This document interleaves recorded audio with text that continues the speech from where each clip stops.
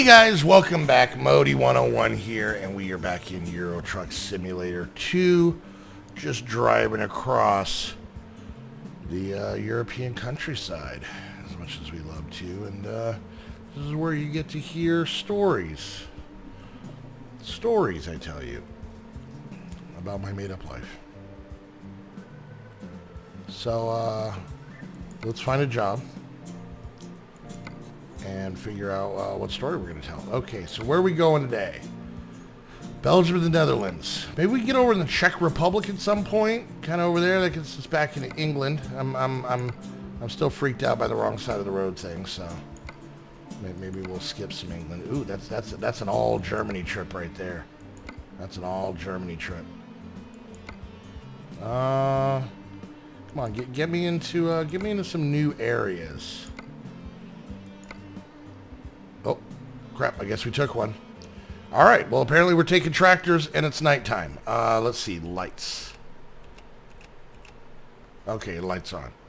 Okay, so the title of today's story, before we get going, is How I Got Stabbed on The Price is Right. Let's go. Let that sink in a little bit before we get going here. All right, so once again, you guys know, I have not always been a truck driver.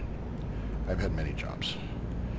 And during the early 2000s, what I would do, mostly in the summer times, is I was a traveling three-card Monty dealer. On the street, you guys see it like on wait, we're in England, aren't we? Crap, I gotta drive on the other side of the road. Apparently we went to England. So yeah, I was a traveling, so three-card Monty, the follow the queen, right in the street where you got a little table and you got a couple of cards. I did a little bit different. Mine was called three-card Modi, and it was, I would use business cards, but that's neither here nor there. Anyways, so I'm doing my three-card Monty. It's all sleight of hand. We don't need to get into the details of how three-card Monty works, or three-card Modi. Anyways, so I'm out there. I'm in Lubbock, Texas. Big three-card Monty kind of town. Right there. Right in the suburbs of Lubbock, Texas, right? So I playing the game, minding my own business. And, trying to get people to come in and play my game of chance. So there's this guy walking by. He's got a very chipper demeanor to him. Very chipper demeanor, right? Oops, slow down. So he's perfect for the game. It's sunny out, birds are chirping, and this guy's whistling a tune. Everything's good, right? So I have him come up, and I say, hey partner, hey pal, hey friend, hey compadre, hey amigo. I'm multilingual, just with my friends. And I'm like, how would you like to make some money? And he goes, well, it's funny you bring that up. He goes, I played the lottery. I didn't win big. I didn't win the millions, but I won. After all these years, I won. And I'm like, well, good for you. I said, how much did you win? He said, $321. And I'm like, that's not bad. How much was the ticket? $2. That's not bad. That's a pure profit of $319. Cash money. Pre-taxes. Anyways. And I'm like, well, you're on a lucky streak. Now is your time. You need to seize the day, right? And he's like, well, you're right, my young fresh fellow. And he's like, explain your game of chance. So I explained three-card Modi. It's very complicated. And he goes, seems simple enough. So he puts down $5. I shuffle the cards around, keep an eye, see where the pretty lady is, keep an eye, boom, go ahead and pick. He picks center. Rookie mistake. He picks center. I flip it over. Not the card he wanted. God damn it, I was speeding. Anyways, and all right, car, you need to. I'm coming over, regardless of what you're doing. So, anyways, and he's like, oh shoot, once again, still chipper. And he's like, I would enjoy to play again. And I said, well, you know what, sir? You got the bad luck out of the way. All that's left is good luck at this point. And he's like, damn it, you're right. So he says, you know what? This next one, $5, child's play. I'm putting down $50. I'm like, okay, well, slow down there, Chief. What's your name, by the way? He goes, Jim Tim. His name is Jim Tim. I'm like, well, welcome, Jim Tim.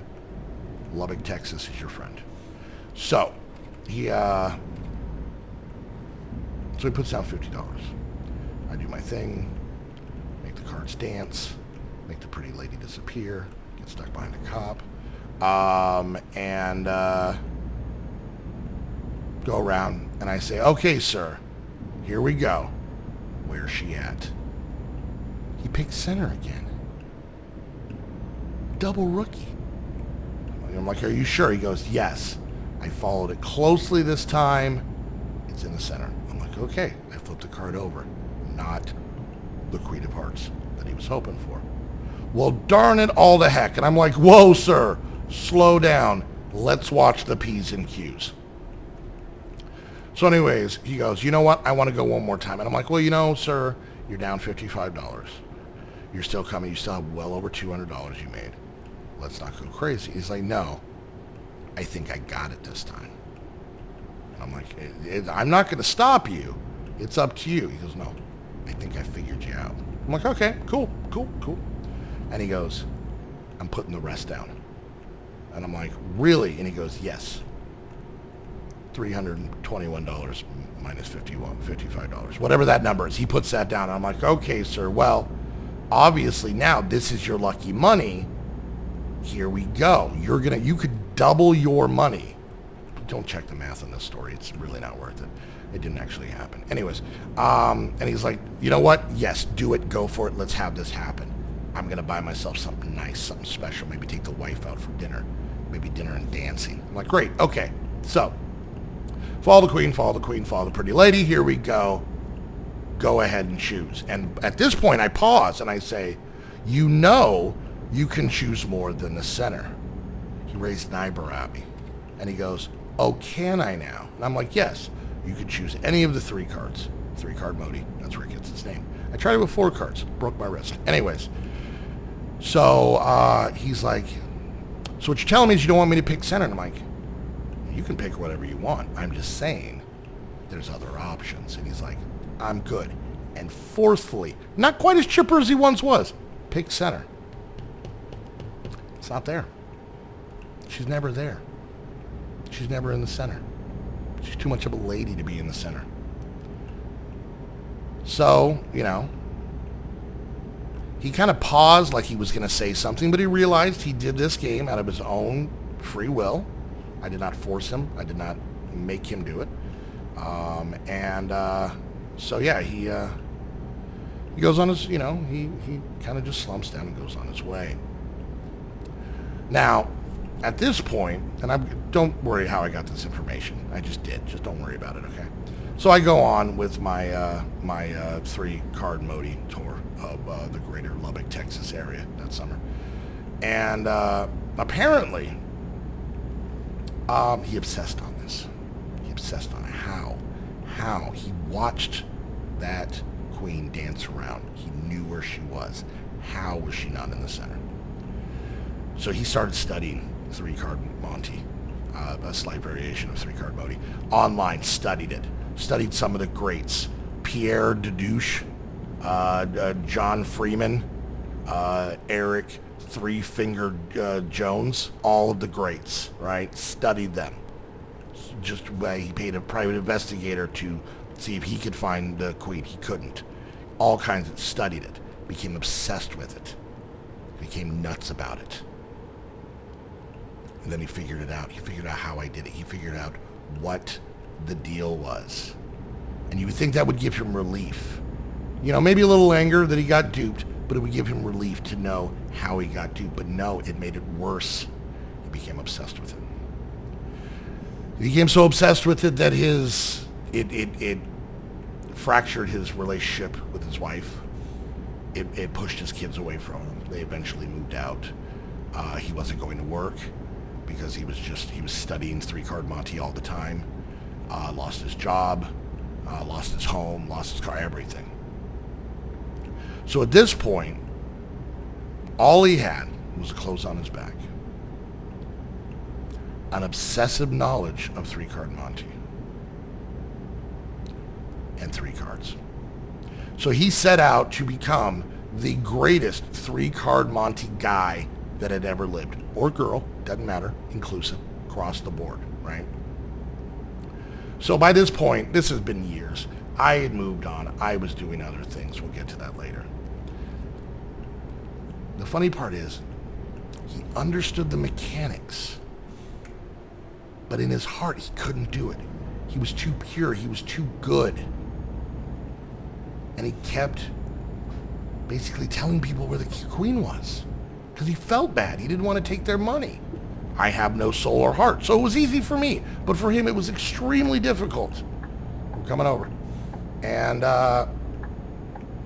so it didn't work out. Now, skip ahead. He eventually got over the 3-card, realized it wasn't for him, and had moved on with his life. He had met a new lovely lady. He'd found a new job. He got into a decently sized 2-bedroom apartment. Nothing flashy, but not a shoebox, right? Started to rebuild his life. The girl he started dating had 2 kids from previous marriage. He loved them like his own children, and he reconnected with his own children. Life was going good for Jim Tim, right? So he, years later, he decides that he's going to take the family on a vacation. And like most Americans, you're obviously, when you think family vacation, you think Burbank, California. Packs up the kids in the old PT Cruiser, heads out from Lubbock, Texas, outside. He was outside Lubbock, Texas, to the greater Burbank area. And they're seeing all the great Burbank stuff. And a guy working on the street says, "Hey, sir, you have a lovely family. How would you guys like to get tickets to a free taping of The Price is Right?" And he's like, "Sure, that sounds great. I am familiar. I'm more of a Bob Barker guy, but I'll be honest with you, Drew Carey's okay as well. I would love it." The kids were ecstatic. They were ecstatic. They had become a blended family. They loved it. They went. Just so happens around the same time, I was out in the greater Los Angeles area doing some work. We'll get into that in conversation at a later time. We don't need to worry about that right now. It has nothing to do with the story. Anyways, it's my day off. And like every day of my day off, I spend it at one of Burbank's greatest national treasures, The Price is Right. So I go on The Price is Right. Now, I had been on The Price is Right at this point 196 times and never gotten picked. It may have to do with the fact that I got into a fist fight with Bob Barker's nephew one time, and I think I was blacklisted. Not 100% sure, but I think that's what happened. So I finally go on. Drew Carey comes out. He's on point. He is doing amazing. This is a really long trip. Anyways, I'm starting to run out of story. So anyways, it happens. Modi 101, come on down. I come down. I'm high-fiving. I basically clothesline an old lady, but on purpose, but she she wanted me to, she was that excited, I saw her mouth clothesline me. She said that, and I'm high-five. I'm so excited. I go down. I was on the second one. I think it was the blue one. It was on the second little Price is Right little podium thing. We play a couple of games. I'm way off. I'm bad at prices. I don't pay retail, right? So, next thing you know, come on down, Jim Tim. Jim Tim, yeah. He comes down, the wife's crying, the kids are screaming, the whole family is just, they're in a tizzy. They're in a tizzy. Because Papa Jim Tim is about to get up on the old Price is Right, right? Right, okay. He comes up. He's on yellow. He's next to me. He's next to me, right? So he comes up, really not paying attention. He really didn't know my name. And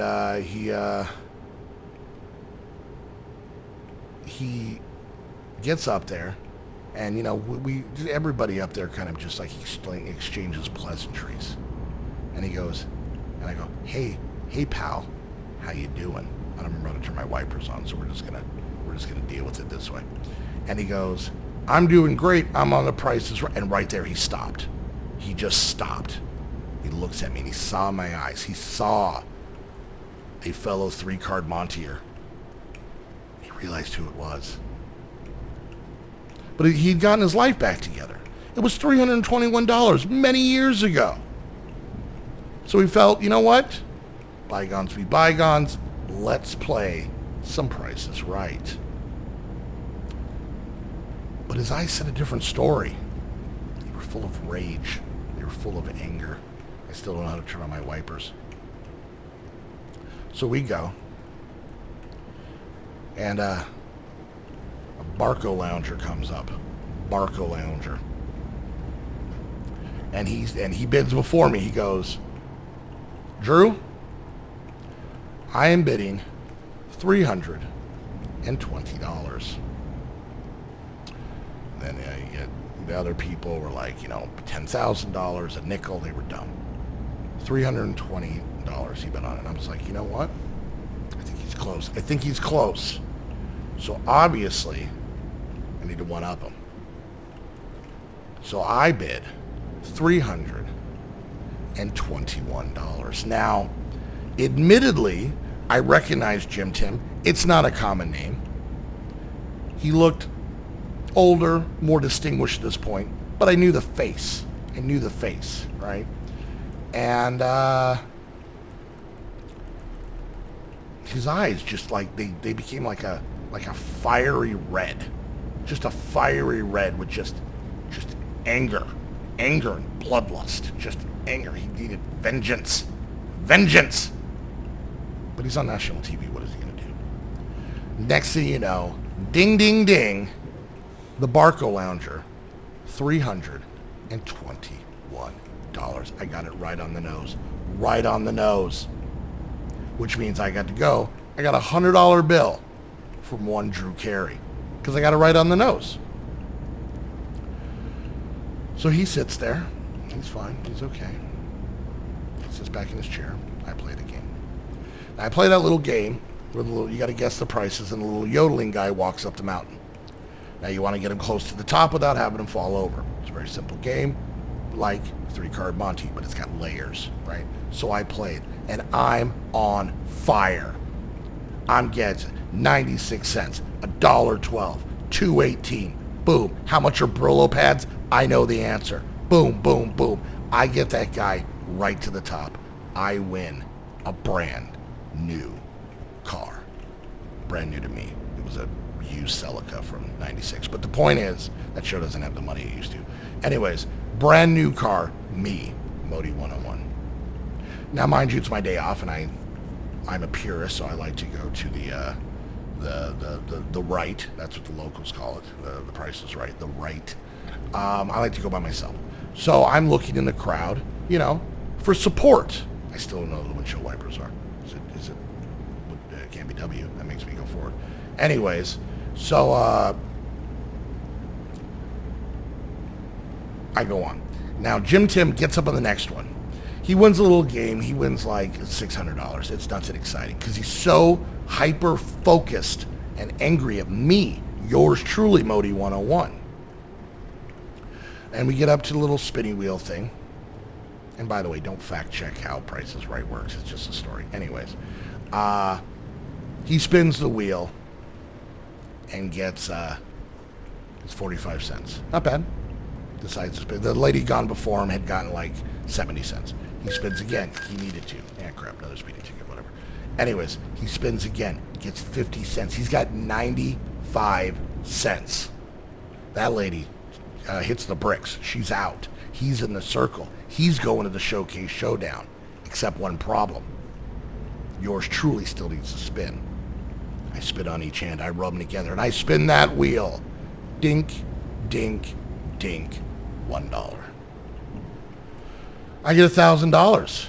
Jim Tim's out. He's gone. He's taken off, right? I spin the wheel again. Boom. I get whatever the hell you get, like 10 grand. I hit $1 again. Why am I in traffic? I hit $1 again. 10 grand in my pocket. I've gotten a new car. I've gotten cash. Got it all. I go to the showcase showdown. They show the vacations, the jacuzzi, the entertainment center, the whole deal. I bid within $100, win both showcases. Ecstatic. Ecstatic. I pretty much run the perfect. I've been studying for this. This wasn't a fluke. I run the perfect Price is Right run. Perfect. I got perfect on the bidding in the beginning. Got my $100 in my pocket with one Drew Carey. I played the yodeling game. You know, the guy with the little metal flag, and he walks up to sing. Nailed it. Got that. Do I need to get over? No, okay, the road curves.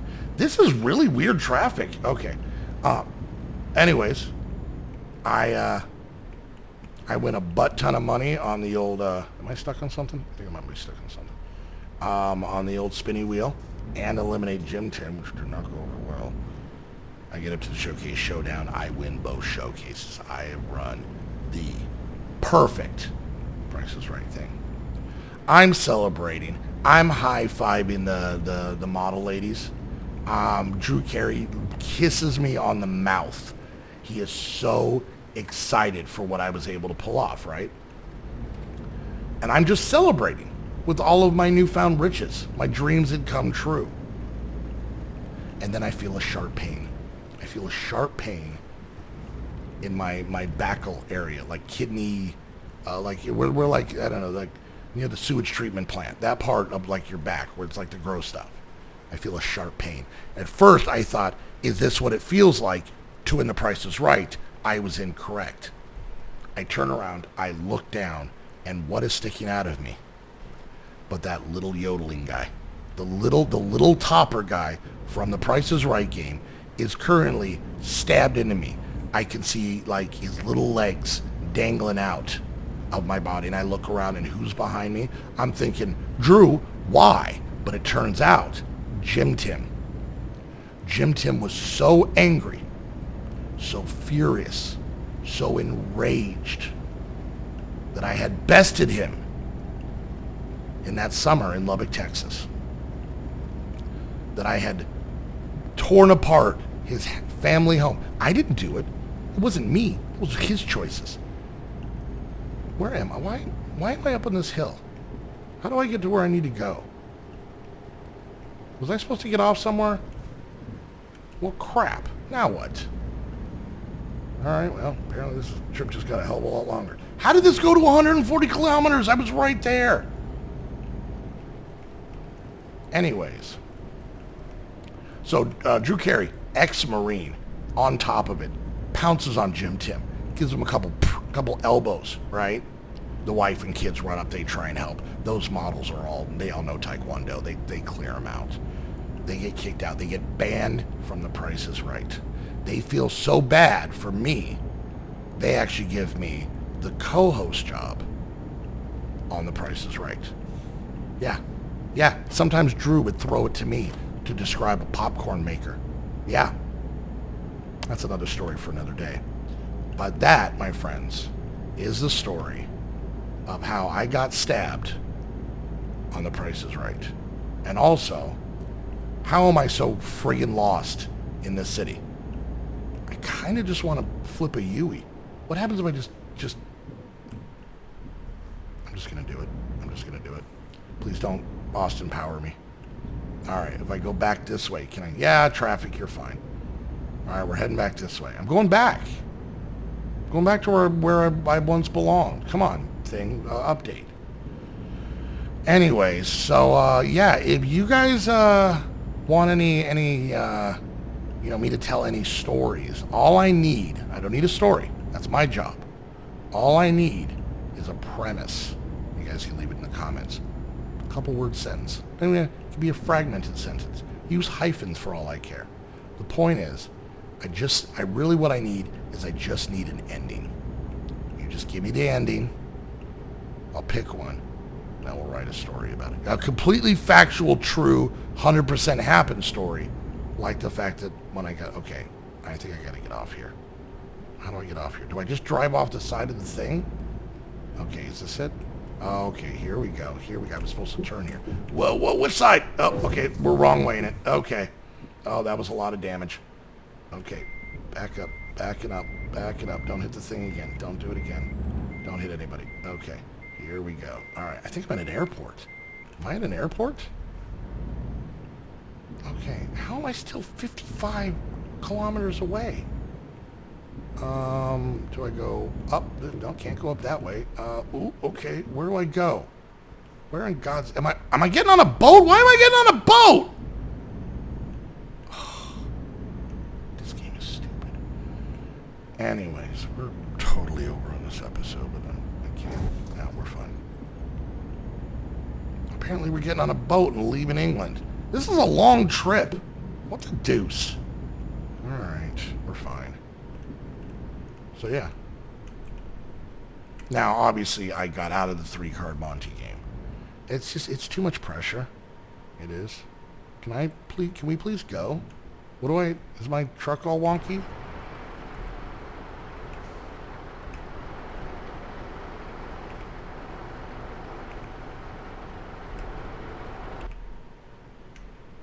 What do I gotta do? How do I make it go? I'm here. Do I like shut my truck off or something? Hey! What do we do? I don't know what I'm supposed to do.